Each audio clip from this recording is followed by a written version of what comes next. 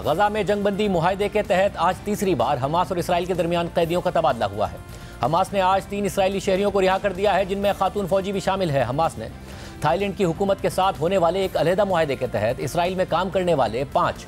Thai शहरियों को भी रिहा कर दिया है, जिन्हें हमास ने 7 अक्टूबर 2023 को इसराइल पर हमले के दौरान यरगमाल बना लिया था। जबकि अपने शहरियों के बदले में इसराइल ने भी आज 110 फ़लस्तीनियों को रिहा कर दिया है, जो मुख्तलिफ इसराइली जेलों में कैद थे। इससे पहले 19 और 25 जनवरी को भी हमास और इसराइल के दरमियान मुआहदे के तहत कैदियों का तबादला हुआ था। हमास ने कुल 7 इसराइली खवातीन रिहा की थीं, जिनमें से 4 फौजी थीं। इन यरगमालियों के बदले में इसराइल ने तकरीबन 290 फ़लस्तीनी कैदी छोड़ दिए थे। आज हमास और उसके इत्तेहादी फ़लस्तीनी इस्लामिक जिहाद ने गजा के 2 मुख्तलिफ मकामात पर यरगमालियों को रिहा कर दिया और हमास की जानिब से रिहाई के लिए मुंतखब मकामात और रिहाई के तरीके को इसराइल समेत दुनिया भर के लिए पैगाम करार दिया जा रहा है, जबकि इसराइली हुक्काम इस अमल को नाकाबिल कबूल करार दे रहे हैं। हमास ने आज सबसे पहले इसराइली खातून फौजी एगेम बर्गर की रिहाई के लिए गजा पट्टी के शुमाल में वाक़ जबालिया रेफ्यूजी कैंप का इंतखाब किया, जो गजा में हालिया इसराइली जारियत का सबसे ज़्यादा निशाना बना था। कैंप का पूरा इलाका मलबे के एक ढेर में तब्दील हो चुका है। हमास ने एगेम बर्गर की हवालगी के लिए जबालिया कैंप में इसराइली बमबारी से तबाहशुदा इमारतों के दरमियान एक स्टेज बनाया था और इसके इर्द गिर्द हमास के मुसल्ला जंगजुओं समेत सैकड़ों आम शहरी देखे जा सकते थे। और फिर अचानक स्टेज के पीछे एक इंतहाई तबाह हाल इमारत के मलबे से सियाह यूनिफॉर्म में मलबूस हमास के अहलकार एगेम बर्गर को बाहर ले आते हैं, जिसने गहरे सब्ज रंग का यूनिफॉर्म पहना हुआ है, जो इसराइली फ़ौज की वर्दी से मुशाबहत रखता है। यहाँ से हमास के मुसल्ला अहलकार इसराइली यरगमाली को मज़ीद तबाहशुदा इमारतों और मलबे से गुजारते हुए स्टेज पर ले जाते हैं। इस दौरान इसराइली यरगमाली बिल्कुल सही हालत में हाथ लहराते हुए देखी जा सकती हैं। इसके बाद मुसल्ला अफराद उसे रेड क्रॉस के नुमाइंदे के हवाले कर देते हैं और चंद लम्हों बाद रेड क्रॉस के नुमाइंदे इसराइली खातून फौजी एगेम बर्गर को लेकर इसराइल की तरफ रवाना हो जाते हैं, जहां गजा के शुमाल में ये सूरत हाल थी। तो इस मकाम यानी जबालिया कैंप से तकरीबन 30 किलोमीटर दूर जनूब में खान यूनुस में मौजूद हमास के साबिक सरबरा और 7 अक्टूबर 2023 के हमलों के मास्टरमाइंड समझे जाने वाले याह्या सिनवार, जो हमास के हमले के ठीक 1 साल बाद गुज़िश्ता साल अक्टूबर में गजा में इसराइली फ़ौज के साथ झड़प के दौरान मारे गए थे, उनके तबाहशुदा घर के बाहर हज़ारों अफराद मज़ीद 2 इसराइली यरगमालियों की रिहाई का इंतज़ार कर रहे थे। इन यरगमालियों में 80 साला शख्स गादी मोज़ेस और 29 साला खातून अरबेल यहूद शामिल थीं। जबकि इनकी रिहाई से चंद घंटे पहले हमास ने दोनों की एक वीडियो भी रिलीज़ की थी, जिसमें वो एक दूसरे को गले मिलते दिखाई दे रहे थे। खान यूनुस में यरगमालियों की रिहाई लोगों के हुजूम की वजह से थोड़ी ताख़ीर से हुई, जिसमें एक बड़े मजमे ने हमास और यरगमालियों के लिए मौजूद रेड क्रॉस की गाड़ियों को घेरे में ले लिया था। ताहम चंद घंटों की अफरा तफरी के बाद हमास के मुसल्ला अहलकारों ने इंतहाई सख्त सिक्योरिटी हिसार में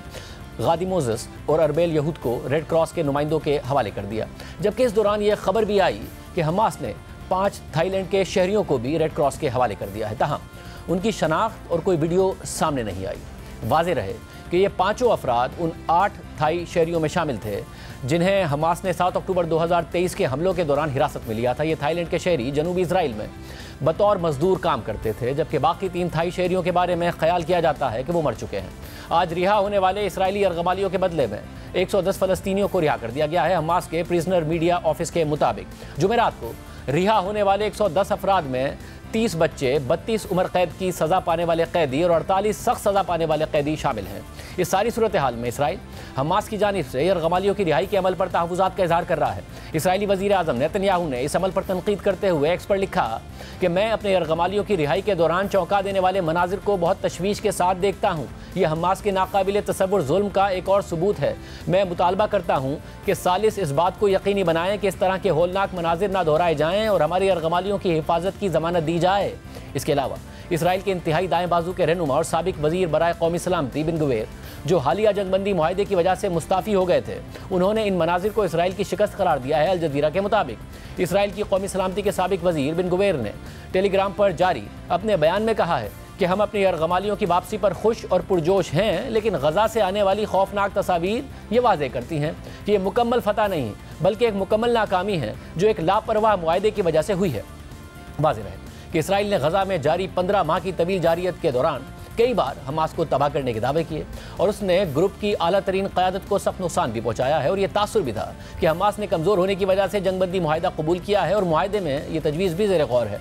कि जंग के मुकम्मल खात्मे के लिए हमास से मुस्तकबिल में गजा का कंट्रोल वापस ले लिया जाएगा। लेकिन इसके बरस जंगबंदी मुआहिदे के बाद हमास के मुसल्लह अफराद पट्टी के मुख्तलिफ इलाकों का कंट्रोल संभाले नजर आए। जबकि 25 जनवरी को जब हमास ने मुआहिदे के तहत मजीद 4 इसराइली यरगमालियों को रिहा किया था तो उस वक्त भी हमास ने गजा में यरगमालियों को छोड़ने की एक बाकायदा तकरीब रखी थी। BBC के मुताबिक 25 जनवरी को हमास ने 4 इसराइली यरगमालियों को गजा शहर में रेड क्रॉस के हवाले किया था और इस हवालगी के दौरान हमास की जानिब से किसी तकरीब का सा समा था जिसमें तंजीम के दर्जनों मुसल्लह अफराद भी नजर आए। रिपोर्ट के मुताबिक पिछले हफ्ते 3 इसराइली कैदियों की हवालगी के मुकाबले में हफ्ते को गजा शहर के फ़लस्तीन स्क्वायर में हमास की जानिब से 4 इसराइली खवातीन फौजी एहलकारों की रिहाई एक तकरीब की शक्ल में नजर आई। और इस दौरान चारों कैदी खवातीन कारों से बाहर निकलीं और फिर उन्हें मास्क पहने हुए मुसल्लह अफराद ने एक स्टेज तक पहुँचाया जहाँ कुछ लम्हों पहले डेस्क पर रेड क्रॉस के अहदेदार आकर इसलिए बैठे थे ताकि एक दस्तावेज़ पर दस्तखत कर सकें। कैदियों और हमास के मुसल्लह अफराद ने इस मौके पर गले में शनाख्ती बैजेस पहने हुए थे। स्टेज पर रखी गई मेज़ पर झंडे और हमास की निशानियां मौजूद थीं, लेकिन साथ ही वहां एक मशीन गन भी मौजूद थी। हमास ने हर कैदी को एक गिफ्ट बैग भी दिया जिसमें कुछ अशिया मौजूद थी। BBC की रिपोर्ट के मुताबिक इस अमल से शायद हमास को उम्मीद है कि इन मनाजिर के सबब एक ऐसी तंजीम की तस्वीर कशी होगी जो कि ना सिर्फ मुनज़्ज़म है बल्कि मजबूत भी है। इसके अलावा हमास की जानिब से पैगाम शायद इन फ़लस्तीनियों को भी दिया जा रहा है जो कि गज़ा का इंतज़ाम संभालने का इरादा रखते हैं और इसराइली वज़ीर आज़म नेतन्याहू को भी ये पैगाम दिया जा रहा है जिन्होंने 7 अक्टूबर 2023 के हमले के बाद मुसल्लह तंजीम को तबाह करने का इरादा किया था। जबकि हमास ने यरगमालियों को छोड़ते वक्त इसराइली साख्ता हथियार उठा रखे थे जो उन्होंने मुमकिन तौर पर 7 अक्टूबर 2023 के हमले के दौरान अपने कब्जे में लिए थे। इस हवाले से BBC के मुताबिक इसराइली यरगमालियों की हवालगी की तकरीब के दौरान हमास के अस्करी विंग अल-क़स्साम ब्रिगेड के हाथों में मौजूद काले रंग के जदीद हथियार नजर आए जो इसराइली दिफाई अफवाज के ज़ेर इस्तेमाल राइफलों से मुशाबहत रखते थे। वाज़ेह रहे कि इस माह के आगाज़ में जंगबंदी और हमास की क़ैद में मौजूद यरगमालियों की रिहाई का मुआहिदा होने के बाद 19 जनवरी को गज़ा में 15 माह से जारी बदतरीन इसराइली जारियत आर्जी तौर पर रोक दी गई थी जिसका आगाज़ 7 अक्टूबर 2023 को इसराइल में होने वाले हमास के दहशतगर्द हमलों से हुआ था। हमास के हमलों में 1200 से ज़ायद इसराइली मारे गए थे जबकि हमास ने 200 से ज़ायद अफराद को यरगमाल बना लिया था। लेकिन इसके जवाब में होने वाले इसराइली हमलों में अब तक 47,000 से ज़ायद फ़लस्तीनी मारे जा चुके हैं और 1,10,000 से ज़ायद ज़ख्मी हैं। जबकि यह खदशा भी है कि हज़ारों फ़लस्तीनियों की लाशें अभी भी इसराइली बमबारी से तबाहशुदा इमारतों के मलबे में दबी हुई हैं और जंगबंदी होने के बाद से मलबे से लाशें मिलने का सिलसिला जारी है और अब तक मलबे तले दबी 100 से ज़ायद लाशें मिल चुकी हैं। जबकि पीर को जब इसराइल ने फ़लस्तीनियों को शुमाली गज़ा जाने की इजाज़त दी तो महीनों तक इंतहाई बुरे हालात में रेफ्यूजी कैंप्स में रहने वाले लाखों फ़लस्तीनियों के अपने तबाह हाल घरों तक जाने का रास्ता खोल दिया गया जिस पर इसराइली फोर्सेस जंग के बाद काबिज हो गई थी और गज़ा पट्टी 2 हिस्सों में बढ़ गई थी। पीर को रास्ते खुलने के बाद से अब तक 5 लाख से ज़ायद फ़लस्तीनी शुमाली गज़ा पहुँच चुके हैं और उनमें से अक्सर अफराद अपने तबाहशुदा घरों के करीब आर्जी पनागाहें कायम करके अपनी ज़िंदगियों का सरे नौ आगाज़ करने की कोशिश कर रहे हैं। इस हवाले से अल जज़ीरा ने एक रिपोर्ट तैयार की है जिसमें महीनों बाद अपने तबाह हाल घरों को जाने वाले फ़लस्तीनियों के तासुरात और मनाजिर दिखाए गए।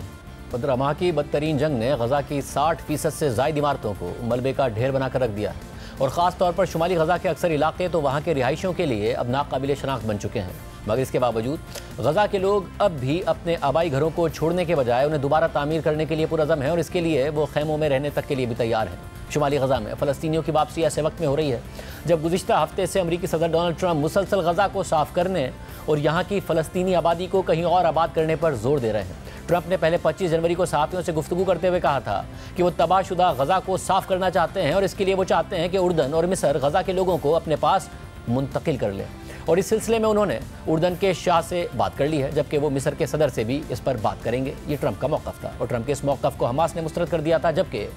मिस्र और उर्दन ने भी इस पर तहफ़्फ़ुज़ात का इज़हार किया था और ऐसे किसी भी मंसूबे को मुस्तरद कर दिया था। लेकिन इसके बावजूद पीर को एक बार फिर ट्रंप ने अपने सदारती जहाज़ एयरफोर्स 1 में सहाफ़ियों से बात करते हुए गज़ा से मुताल्लिक़ अपना मौक़िफ़ दोहरा दिया। टाइम्स ऑफ इसराइल के मुताबिक पीर को जब ट्रंप से सहाफ़ियों ने गज़ा से मुताल्लिक़ उनके बयान पर सवाल किया तो उन्होंने कहा कि वो चाहते हैं कि गज़ा के लोग एक ऐसे इलाके में रहें जहाँ वो किसी रुकावट, इनक़िलाब और तशद्दुद के बगैर रह सकें। सदर ट्रंप ने मज़ीद कहा कि जब आप गजा की पट्टी को देखते हैं तो ये कई साल से एक जहन्नुम बन चुकी है। इस पट्टी पर मुख्तलिफ तहजीबें गुजरी हैं। ये सब अभी शुरू नहीं हुआ, ये हज़ारों साल पहले शुरू हुआ था, लेकिन हमेशा इसके साथ तशद्दुद जुड़ा रहा है। आप इन लोगों को ऐसे इलाकों में रहने के लिए ले जा सकते हैं जो ज़्यादा महफूज और शायद ज़्यादा बेहतर और ज़्यादा आरामदेह हों। टाइम्स ऑफ इसराइल ने लिखा है कि तवक्को की जा रही थी कि ट्रंप ने इतवार को मिस्र के सदर अब्दुल फत्ताह अल सीसी से इस मामले पर बात की है, और पीर को जब उनसे पूछा गया कि मिस्री सदर का इस पर क्या रद्द अमल था, तो ट्रंप ने कहा कि मिस्री सदर का जवाब यह था कि वो मशरिक़ वस्ता में अमन देखना चाहते हैं। जब सहाफ़ियों ने इस हवाले से मज़ीद सवाल किए तो ट्रंप ने इसरार किया कि मिस्र और उर्दन के रहनुमा दोनों इस बात पर राज़ी हो जाएंगे, और कहा कि मैं चाहता हूँ कि मिस्र कुछ लोगों को अपने पास रखे। हमने इनकी बहुत मदद की है और मुझे यकीन है कि वो भी हमारी मदद करेंगे। वो मेरे दोस्त हैं, वो एक मुश्किल खित्ते में रहते हैं, लेकिन मैं समझता हूँ कि वो मान जाएंगे और इसी तरह उर्दन के शाह भी मान जाएंगे। ट्रंप का इसरार है कि उर्दन और मिस्र के हुक्मरान उनकी तजवीज़ पर मान जाएंगे और गजा के फ़लस्तीनियों को अपने मुल्क में पनाह देंगे, लेकिन मिस्री सदर और उर्दन के शाह ने ट्रंप के ऐसे किसी भी मंसूबे को सख्ती से मुस्तरद कर दिया है। अल जज़ीरा के मुताबिक मिस्र के सदर अब्दुल फत्ताह अल सीसी और उर्दन के शाह अब्दुल्ला ने फ़लस्तीनियों की जबरी नकल मकानी को मुस्तरद कर दिया है। मिस्र के सदर अब्दुल फत्ताह अल सीसी ने प्रेस कॉन्फ्रेंस से खिताब करते हुए कहा कि फ़लस्तीनियों की नकल मकानी के बारे में जो कुछ कहा जा रहा है, मिस्र की कौमी सलामती पर इसके असरात की वजह से इसे कभी बर्दाश्त नहीं किया जा सकता और ना ही इसकी इजाज़त दी जा सकती है। मिस्री सदर ने मज़ीद कहा कि फ़लस्तीनी आवाम की मुल्क बदरी या उनका बेघर होना एक नाइंसाफ़ी है जिसमें हम हिस्सा नहीं ले सकते। इसके अलावा बुध को ही उर्दन के शाह अब्दुल्ला ने कहा कि फ़लस्तीनियों को अपनी सरजमीन पर रहना चाहिए। उर्दन के शाही महल से जारी एक बयान में कहा गया है कि शाह अब्दुल्ला ने बेल्जियम के दारुल हुकूमत ब्रसेल्स में मुलाकातों के दौरान मसला फ़लस्तीन के दो रियासती हल के मुताबिक फ़लस्तीनियों को उनकी सरजमीन पर रहने और उनके जायज़ हुकूक पर उर्दन के मजबूत मौक़िफ़ पर जोर दिया है। मिस्र और उर्दन के अलावा जंगबंदी मुज़ाकरात में अहम किरदार अदा करने वाले कतर ने भी ट्रंप की मुतनाज़ तजवीज़ को मुस्तरद कर दिया है। इस हवाले से मंगल को मीडिया से बात करते हुए जब कतरी वज़ीर ख़ारजा के तर्जुमान माजिदुल अंसारी से ट्रंप की तजवीज़ पर सवाल हुआ तो उन्होंने कहा कि हमारा मौक़िफ़ हमेशा से वाज़ेह रहा है कि फ़लस्तीनी अवाम को उनके हकूक़ मिलने चाहिए और इस मामले पर दो रियासती हल ही आगे बढ़ने का वाहिद रास्ता है। इसके अलावा अमेरिका के अहम यूरोपीय इत्तेहादियों जर्मनी और फ्रांस ने भी ट्रंप की तजवीज़ को नाकाबिल कबूल करार देते हुए मुस्तरद कर दिया है। रॉयटर्स के मुताबिक जर्मन चांसलर ओलाफ शोल्ज़ ने मंगल को ट्रंप की गजा से फ़लस्तीनियों को उर्दन और मिस्र मुंतकिल करने की तजवीज़ को नाकाबिल कबूल करार देते हुए कहा कि अमन की जो नाजुक उम्मीद अब मुमकिन है उसे ज़ाया नहीं करना चाहिए और अमन सिर्फ इसी सूरत में हासिल किया जा सकता है कि जब गजा के लोग खुद मुख्तार मुस्तकबिल की उम्मीद